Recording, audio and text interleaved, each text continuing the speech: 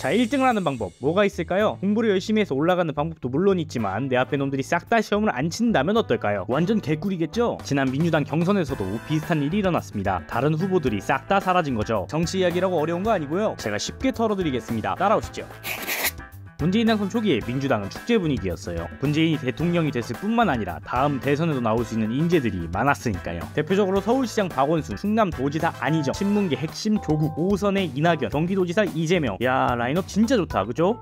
아닌가? 지금 시점에서 보면 남은 사람이 몇 없네요. 이 민주당의 어벤져스들은 문재인 정권 동안 여러 불미스러운 일에 휘말리며 쓸려나갔어요. 결국 정치 생명이 남아있는 건 이낙연과 이재명뿐이었죠. 그중 이낙연은 문재인 정권의 총리였거든요. 게다가 총리로서 폼이 꽤 좋았어요. 당시 야당 의원들 상대로 차분하고 세련된 모습으로 대응한 게 반응이 괜찮았거든요. 따라서 민주당 지지자들 사이에서는 다음 대통령은 이낙연이다 라는 대세론도 만들어져요. 이낙연 분위기 참 좋았죠. 문제는 문재인 정권의 지지율이 하락을 겪으면서 시작되죠. 문재인이 떨어지는 게 이낙연이랑 무슨 관련이 있죠? 이낙연은 문재인 정권의 총리였기 때문에 둘은 운명 공동체일 수밖에 없었어요. 그래서 부동산 문제, 인사 문제로 인해 문재인 정권의 지지율이 떨어지기 시작하자 이낙연의 지지율도 같이 떨어진 거죠. 가만히 있으면 대통령이 되는 줄 알았는데 이거 분위기 이상하죠? 다급해진 이낙연은 일단 문재인하고 거리를 좀 두려고 했어요. 그래서 뭐라도 하겠다고 이것저것 던져보는데 이거 안 통해. 민주당 지지자들 기분만 팍 상했어요. 그래서 민주당 지지자들은 다른 후보를 찾기 시작합니다. 그때 눈에 띈 게 이재명이었어요. 이재명은 성남시장, 경기도지사를 걸치면서 뛰어난 행정가라는 이미지도 있었고 무엇보다 문재인하고 거리가 좀 있는 인물이었거든요. 왜 거리가 있냐? 둘은 지난번 경선에서도 맞붙은 적이 있거든요. 그때 이재명 딜량이 장난 아니었어요. 그 이후로 미묘한 긴장관계에 있던 겁니다. 게다가 지금까지 민주당에서 민주화를 최대 무기로 내세웠지만 이재명은 달랐거든요. 기본소득이란 거 들어보셨죠? 전 국민에게 매달 최소한의 돈을 줘서 복지효과도 있고 경제 활성화도 노리겠다는 정책입니다. 이 기본소득을 이재명이 강력하게 주장했고 자기 브랜드화를 확실하게 하면서 이재명 뭔가 다른데? 라는 이미지가 생긴 겁니다. 따라서 이재명은 문재인은 별론데 그래도 국민의힘을 찍을 수는 없어 하는 사람들에게 좋은 선택지가 된 거죠. 그래서 이낙연이 허둥대는 동안 이재명이 이 지지율을 그대로 흡수해버립니다.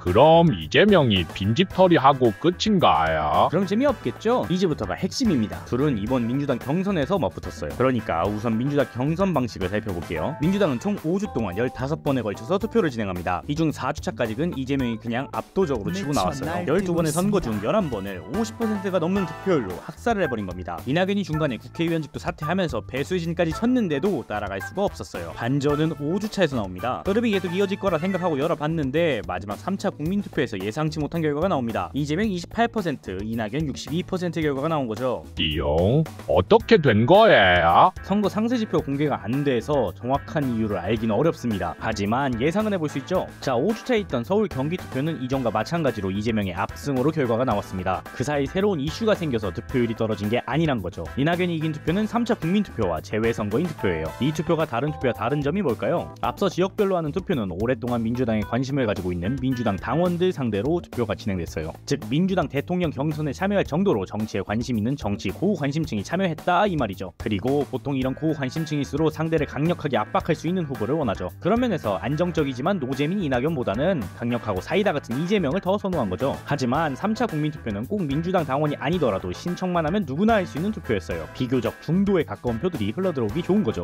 잠깐 그건 1, 2차 국민투표도 마찬가지 아닌가요? 왜 3차만 결과가 다른 거냐고요? 자, 1, 2차 국민투표와 다르게 3차 선거인단 선거는 인터넷 커뮤니티, 특히 여초 커뮤니티 위주로 소식이 많이 퍼져나갔어요. 기존의 정치 고관심층이 아닌 2030 여성표가 많이 흘러들어온 겁니다. 그리고 당시 이재명은 여러 발언 등으로 인해 이낙연에 비해 덜 여성 친화적이라고 평가를 받았었거든요. 그 결과 2030 여성표가 이낙연한테 몰렸다. 저는 이렇게 보고 있습니다. 추가적으로 이재명을 지지하던 지지층은 이미 1, 2차 투표를 마쳤기 때문에 3차에서는 투표에 덜 참가했을 거예요. 그래서 62대 28이라는 충격적인 결과로 이어진 겁니다. 그렇지만 62대 28이라는 충격적인 결과에도 이재명이 앞서 받아둔 표가 워낙 많기에 순위를 바꾸기엔 역부족이었죠. 호들갑 떨더니 뭔가요? 하지만 여기서 또 하나의 이슈가 있습니다. 바로 결선 투표죠. 민주당 경선에선 한 후보의 득표율이 50%가 안 되면 1, 2등만 따로 떼서 다시 투표로 승자를 가리거든요. 그걸 결선 투표라고 합니다. 그럼 이게 왜 중요하냐? 마지막에 결과가 저렇게 나와버리는 바람에 잘못하면 결선 투표를 해야 할 수도 있었거든요. 최종 결과가 이재명 50.29%, 이낙연 39.14%였어요. 자, 근데 이 결과는 선거 중간에 사퇴한 사람의 표를 무효로 처리하면 나오는 결과거든요. 내가 받은 표는 같더라도 전체 표가 줄어들면 내 득표는 올라가죠. 무효표를 어떻게 처리하냐에 따라서 이재명이 50%를 넘길 수도 있고 못 넘길 수도 있게 된 거예요. 이렇게 됐으니 무효표 처리가 아주 중요하겠죠. 기존 룰은 사퇴한 후보표는 모두 무효표가 되는 거고,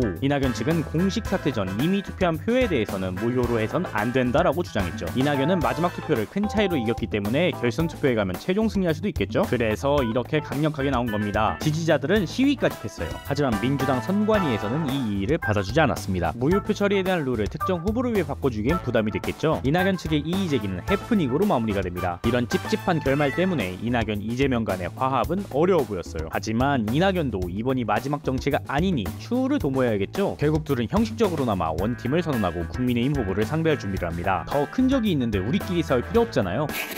이 경선이 특별한 이유는 이전과 다른 색깔의 국민들이 민주당 경선에 많이 참여했다는 점입니다. 2030의 정치 관심도는 다른 세대에 비해 낮지만 특히 이번 대선을 계기로 관심도가 조금이나마 올랐잖아요. 이번 경선에서는 아쉽게 반전을 일으키진 못했지만 긍정적인 것은 이런 결과가 나온 이상 다음 경선 때 민주당은 2030 여성들을 더 신경 쓸 수밖에 없을 겁니다. 2030이 더욱더 적극적으로 정치에 참여하길 바라는 저는 아주 바람직하게 보고 있습니다. 그나저나 2030 여성들이 이렇게 민주당에 영향력을 끼치는 동안 2030 남성들은 뭘 했을까요? 그건 이 옆에 띄워드릴 테니까요. 궁금하신 분들은 확인해보시죠. 그럼 오늘 이야기 여기까지 할게요. 더 재미있는 정치 이야기를 보고 싶으시다면 구독과 좋아요 부탁드립니다. 다른 정치였습니다.